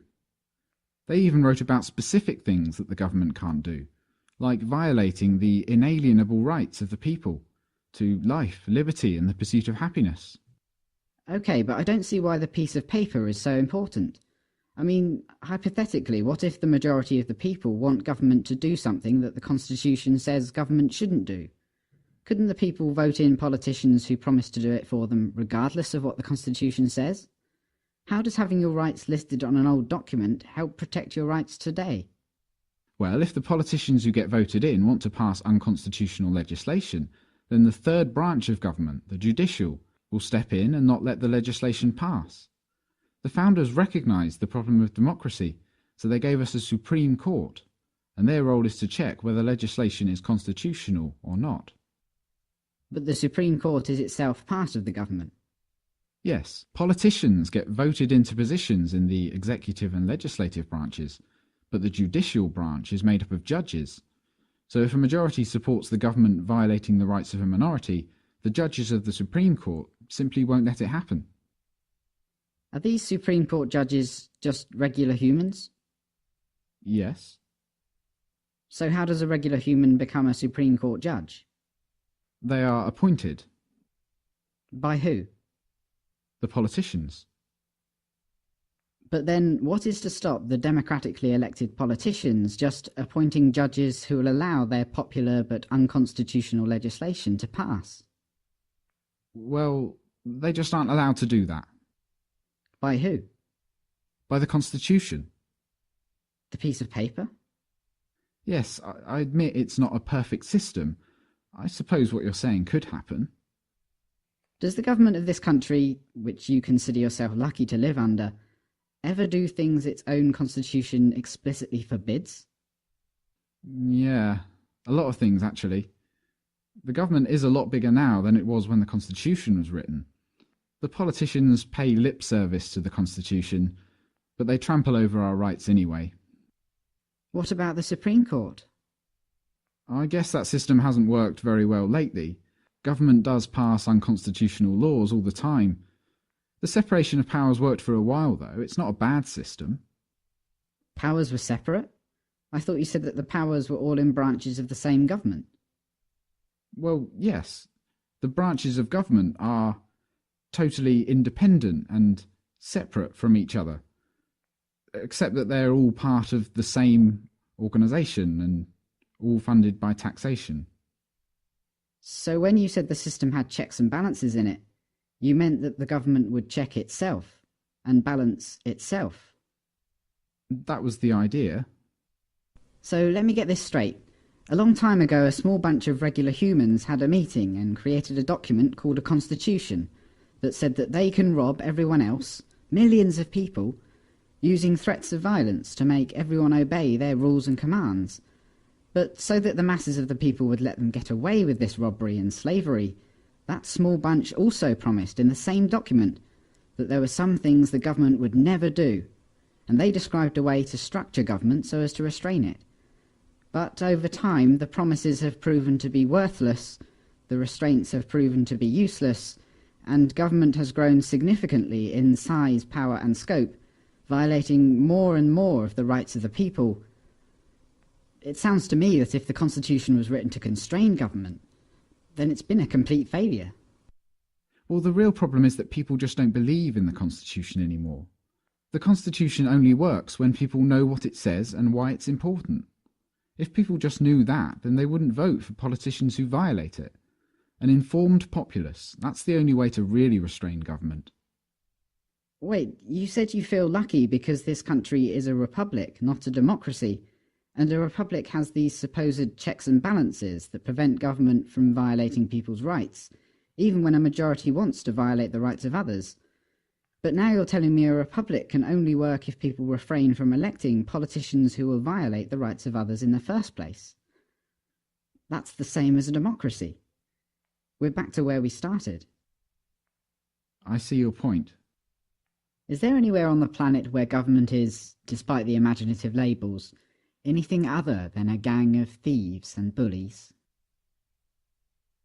But there'd be chaos without government. I'm sure that's what they tell you.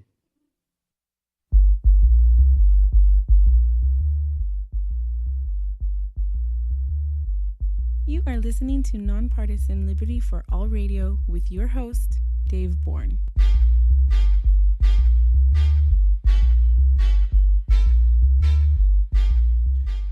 That's right. I am your host, Dave Bourne, and you are listening to Nonpartisan Liberty for All on this Thursday night, our last show of the week. And we are here with our co-host, Katy Reyes. Katy, anything you would like to promote? Probably not, huh? Promote what? I don't know. Weight loss? People what? Weight loss? Weight loss? I don't know. You can. I have been trying very hard. That's not what I meant, but okay. You don't have to promote anything. Okay. Like, well, if one of your friends was selling Avon or something. Oh, well, Vlada. Or you had a website, but you don't. Yeah, I can't pronounce her last name. Mary Kay. Oh, yeah, anyways. She sells Mary Kay. So before we went to break, I had brought up the automation factor and how I've heard that they're looking into, or I forget the show I was listening to, that all, retail businesses will at some point, go away because of all the online businesses. And I don't see that, though, for a couple reasons. One, I mean, I see people wanting to get out the house, and maybe with the amount of, kids growing up, a lot of times too, people want to see what they're buying. Well, I mean, it's like the oldest trade in the world. Online. No, like me, honestly, I hate buying things online. I like to see what I'm getting for my money. For example, when I decorated my office, when I first got my desk, it was damaged. I was so disappointed. and I was like anticipating it, and I had actually scoured the city and I couldn't find anything. And then I ordered my desk. It was damaged. I was so mad. I had to return it and pray that the second one wasn't damaged. Thank God it wasn't. Then I ordered a futon. It was totally the wrong color than what I imagined from the pictures I saw online. And then my shelf too.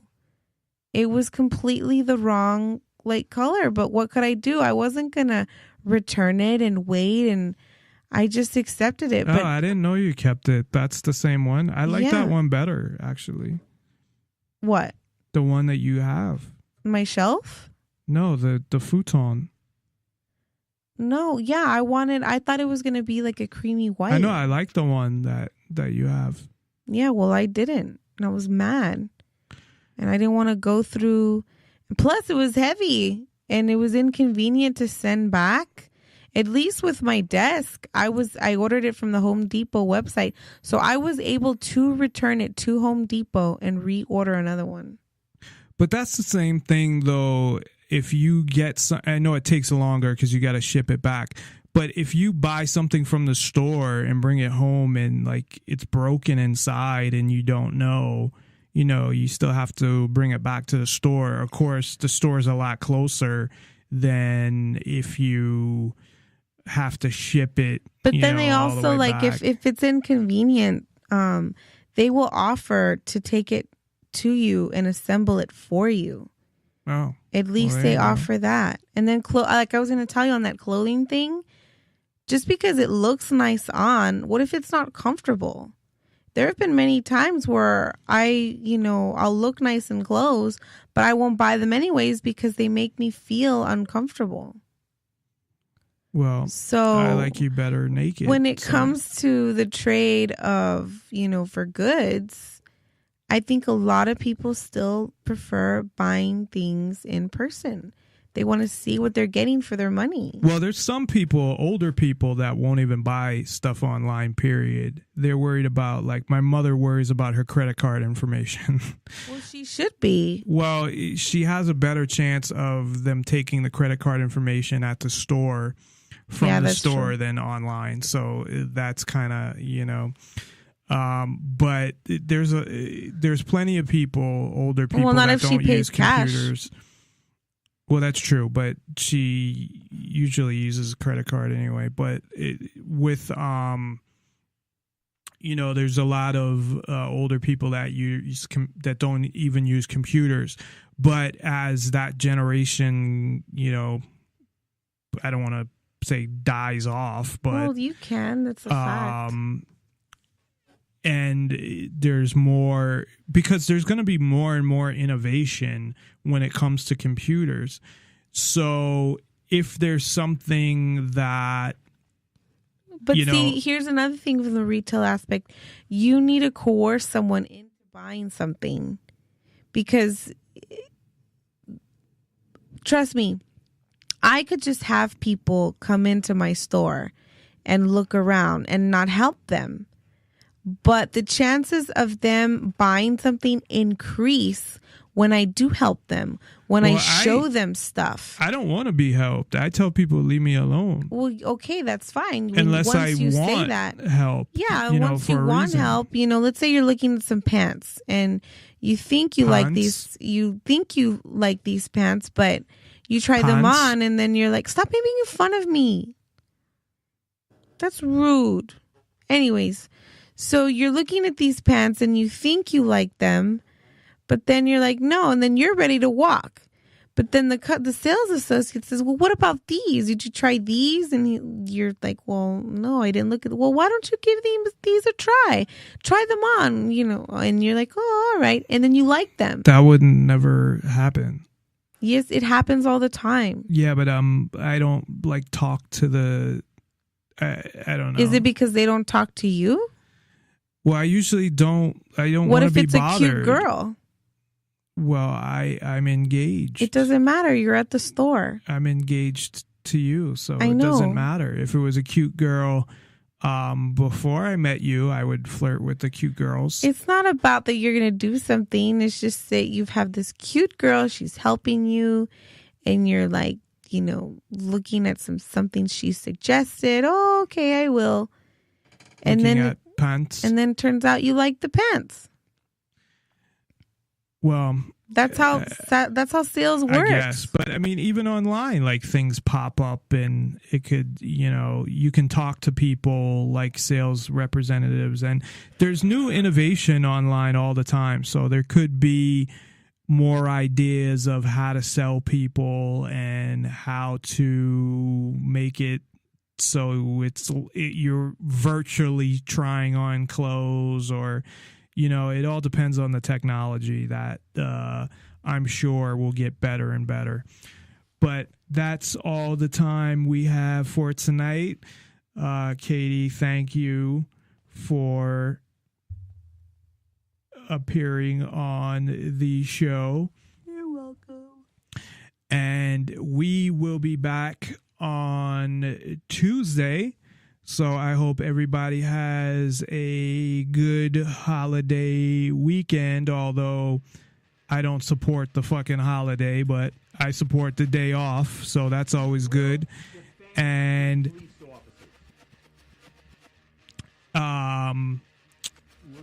so yeah, we will be back on Tuesday. And starting, I believe it's the 4th, we will have a new show for you. Ellen Ball will be appearing with her own new show on Monday, June 4th, and more details to come on that. So thanks, everybody. You need to comply with the police officer the way the system was meant to be. Comply with the orders of police officers. Resisting arrest is a real and dangerous crime. Going back to the beginning of time, and I use it as my main application to broadcast live. So on Spreaker, on the microphone, there are a few different settings for the connection. So I have a mixer it's just for people who want to know.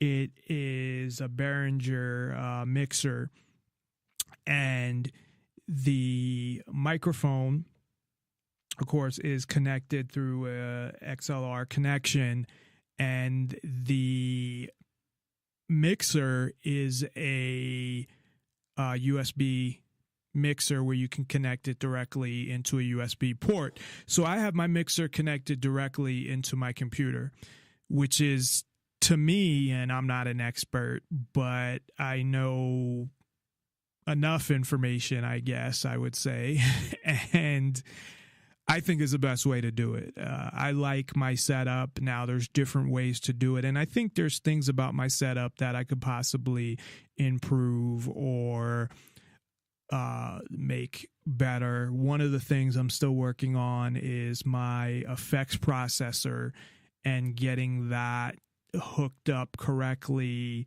with the setup I have, because I have a mix minus setup. I'm not going to go into that right now, why I need that, but it's taking a port where I can set up my processor. So I'm trying to find another way to set up my processor, and it sort of works when I set it up, but only on one side. And I got to take the time really to redo my setup so I have the effects processor hooked up as well, because I think that can even improve the sound even better. And I think that the sound is at a very good quality. I think just as good as a radio station, really.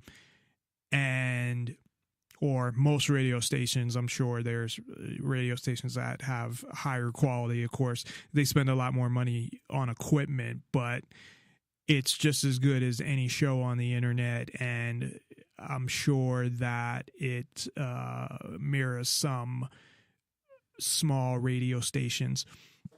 But anyway, I found out based on Windows that there are like 3 or 4 different settings for the microphone.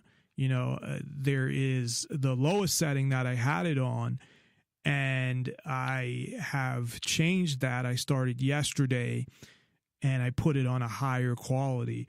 Although through the headphones, to be honest, it doesn't sound as good.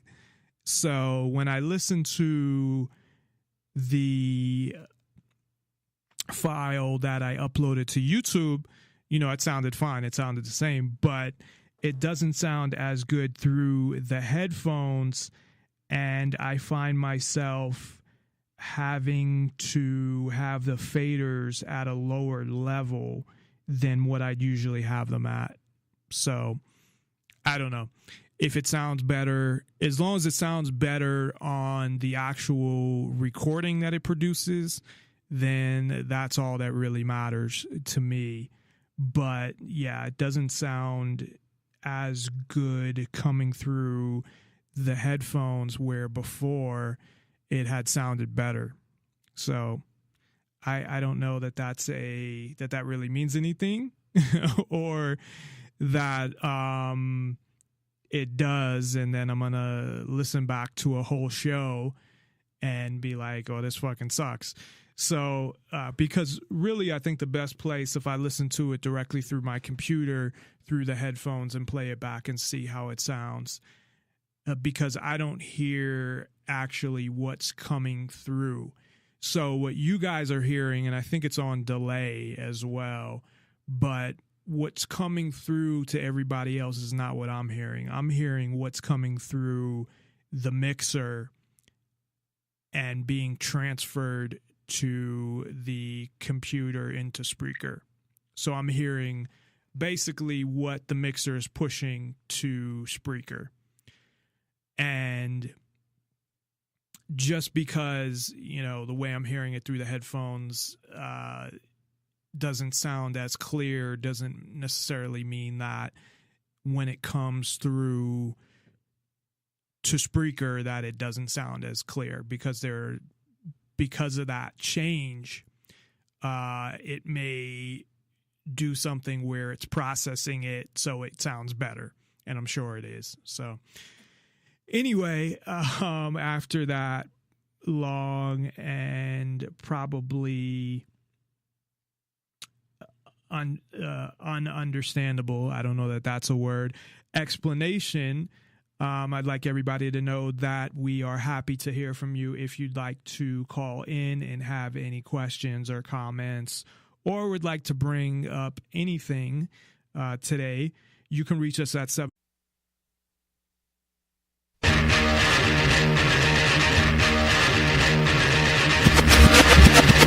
We will defend these police officers. Listen to police officers' commands, listen to what we tell you, and just stop. The nation needs to realize that when we tell you to do something, do it. And if you're wrong, you're wrong. If you're right, then the courts will figure it out. We don't get to pick the laws. We enforce them. But at the end of the day, each and every member is to go home safe. Sometimes the use of force is necessary. You need to comply with the police officer the way the system was meant to be. Comply with the orders of police officers. Resisting arrest is a real and dangerous crime. Nonpartisan Liberty for All. I'm your host, Dave Bourne, and it is May 26, 2016, and we are coming to you live from Las Vegas, Nevada. Thank you for tuning in to Nonpartisan Liberty for All. We're on weeknights, Tuesday through Thursday, 7 o'clock Pacific, 10 o'clock Eastern, and you can listen live on Spreaker.com and nonpartisanlibertyforall.com, and to the archives immediately following the show on Spreaker, YouTube, Twitter, Tumblr, and SoundCloud, as well as the next day on Stitcher. On Nonpartisan Liberty for All, we promote the ideas of true freedom and liberty and self-ownership, meaning being able to do whatever you want as long as you respect the freedom of others and don't directly interfere with their freedom. Exposing government for what it is, a mafia based on extortion that rules without consent by threat of force and of violence. I'm actually trying some new things with the sound. I had realized that there are a couple different settings on the microphone since Spreaker moved over. And just to give everybody a background, I don't know who cares about this, but other people that are doing their own podcasts or may want to do their own podcast in the future may care about this. But Spreaker, which is my main application that I use to get the show out live and store the archives, although I have archives on a number of different applications, including my website. But Spreaker, 702-470-7664. That's 702-470-7664. Or you can Skype into the show. A lot more shows now are using Skype. It used to be something where hardly anybody used it for callers. They used it for co-host, and of course I use it for that as well. But a lot more shows now are using it for callers. So if you'd like to call in via Skype, the username is Nonpartisan Liberty for All. Just send a contact request and we will accept it, and let us know your name and what you want to talk about, and we will bring you on the air. Today, there's a number of things I want to talk about. I always have a main topic. Our main topic today is we're going to talk about corporate politics and how they kind of control your life, because obviously without a job, where are you at? And it really affects, of course, families a lot more than it affects, you know, the average single person that doesn't have the same type of responsibilities. So we've talked before about corporations kind of controlling your life, but today we're going to talk more about the politics of corporations, which is similar to government in some ways, where the people with the relationships get the promotions. And if you ever notice people that are in jobs that they shouldn't be in, meaning they're not qualified, or they move up quickly, but you don't see them doing a lot of work. Now, that doesn't necessarily always mean that they don't deserve to move up or they don't deserve that promotion or whatnot, because I moved up pretty quickly through one of the companies that I worked at because their turnover was high and I put in a lot of work. Now, I'm not aware if the majority of the people could see that, and maybe they could. But either way, I did put in a lot of work, whether people had seen it or not.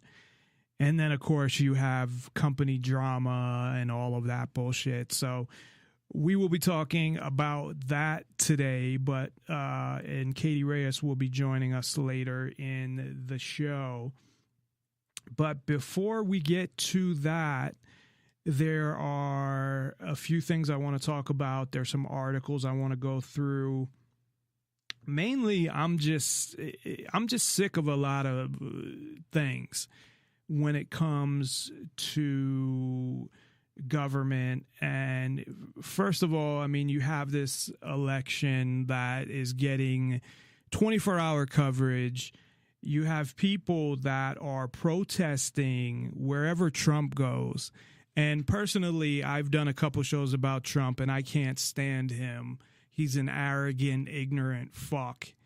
And not that I think anything of Hillary, neither, but everybody knows what she is. So with Trump, you have these people that are falling into somebody had mentioned, he could end up being the Trojan horse or whatnot.